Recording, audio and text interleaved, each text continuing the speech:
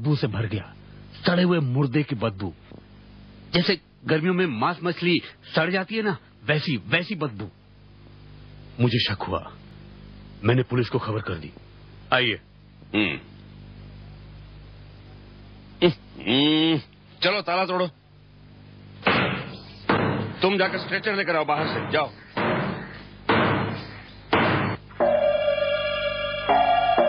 ये देखिए। लगता है 2-3 दिन से लाश यहाँ पड़ी है। ऐसा ही लगता है। 3 दिन पहले अक्षय मंडल 2 सूटकेस लेकर चला गया। लगता है उसी रात इस आदमी का खून करके सूटकेस में पैसे वैसे भरकर चला गया।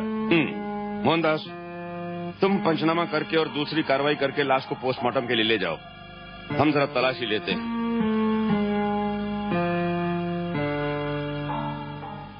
ये सब क्या है? मुझे नहीं मालूम। अक्षय मंडल के पास पहले ऐसा पैकेट कभी देखा? नहीं। नमस्ते जी। नमस्ते नमस्ते। भाई, जिस आदमी का खून हुआ है उसका हुलिया पता चल गया है। उंगलियों के छाप और शरीर पर आए दूसरे निशानों से पता चलता है कि वो हरिहर सिंह है, दागी आसामी। चरस, गांजा, सोने चांदी की चोर बाजारी में पड़ा हुआ था। अक्षय मंडल से उसकी जान पहचान कैसे हुई ये तो मालूम नहीं।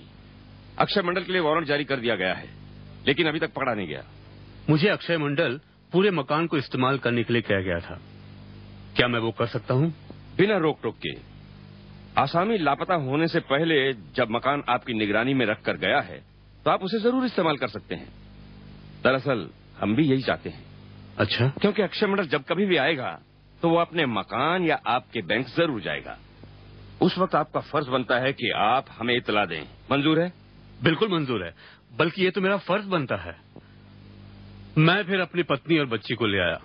सारे मकान में अच्छी तरह रहने लगा। मकान का किराया हर महीने अक्षय मंडल के खाते में जमा करने लगा। इस तरह 1 साल तक मजे में रहा।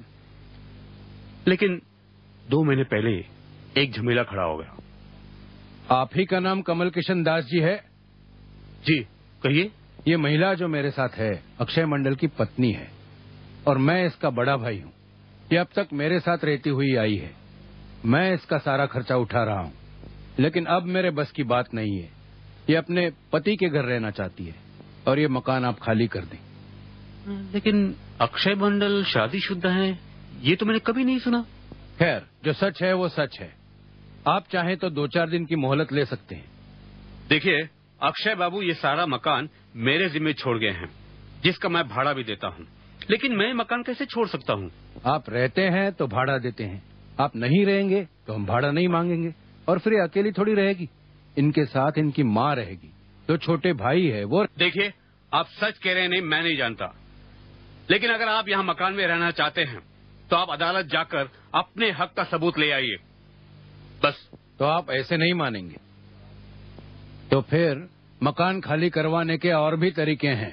खैर, आपकी जो मर्जी कर लीजिए, मैं ये मकान खाली नहीं करने वाला।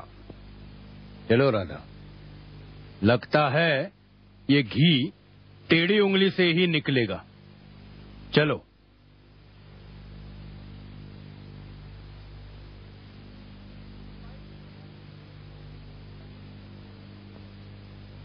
अक्षय मंडल की पत्नी है या नहीं ये तो मालूम नहीं, लेकिन अगर वो आदमी या औरत फिर आ जाए तो उसे फुसलाकर यहाँ ले आइएगा। मुझे तो लगा जरूर कोई बदमाश है जो मकान पर कब्जा करना चाहता है। आजकल मकान मिलना कितना मुश्किल है। मुफ्त में मकान मिले तो कौन छोड़ता है साहब? हाँ, हो सकता है। ठीक है, हम मकान पर निगरानी रखेंगे। वो तो ठीक है इंस्पेक्टर साहब, लेकिन धमकी देकर गया है। आज दिन में आया है, कहीं रात को 8-10 आदमी लेकर आ जाए तो आप क्या चाहते हैं, 24 घंटा पहरा बिठवा दें? अरे फिर तो वो आएगा ही नहीं, और फिर ये मुमकिन भी नहीं। नहीं, मैं सोच रहा था पिस्तौल रखने की अगर लाइसेंस मिल जाए तो। हाँ, ये हो सकता है। आप ऐसा कीजिए, आज ही एक एप्लीकेशन लिखकर दे दीजिए। अच्छा, एक बात बताइए, आपने कोई कुत्ता पाल रखा है? नहीं। तो फिर एक कुत्ता पाल लीजिए, एल्सेशन या पहाड़ी हो, जो रात में पहरा देगा। आप ऐसा कीजिए, यहाँ के केनल क्लब में चले जाइए, वो मदद करेंगे। ठीक है, मुझे एक बहुत अच्छा पहाड़ी कुत्ता मिल गया है। रात में मैं उसे घर में छोड़ देता हूँ। रात भर वो मकान का पहरा देता है। उसके रहते किसी की हिम्मत नहीं होती घर में घुसने की। लेकिन फिर भी मन में एक डर सा बैठ गया था।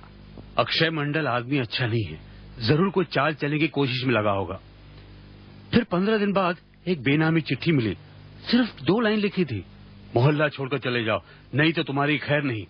मैं वो चिट्ठी लेकर पुलिस स्टेशन चला गया।